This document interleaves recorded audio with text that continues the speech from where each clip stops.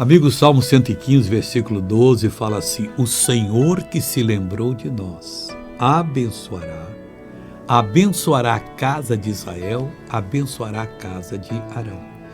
O que está dizendo aqui? Que Deus se lembrou de nós, então Ele vai abençoar tanto a casa de Israel, que era quem tinha a herança, o Jacó, como também a casa de Arão, aquele que era irmão de Moisés e que foi o primeiro sacerdote. Então a gente pode ter certeza que Deus vai abençoar a minha família, a sua, e também aquela família que sempre amou a Deus. E por que serão abençoados? Porque Deus não nega aqueles que pertencem a Ele.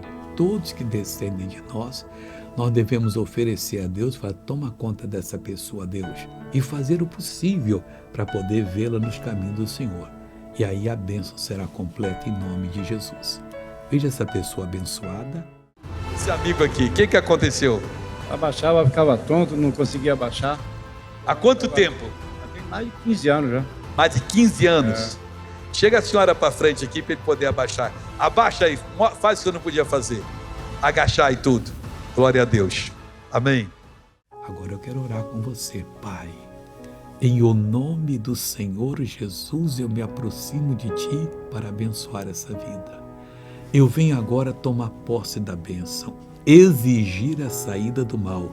Eu repreendo todo o mal que está nessa vida e digo: fora, em nome de Jesus Cristo. E você levanta as mãos e diz: obrigado, Jesus, a vitória é sua.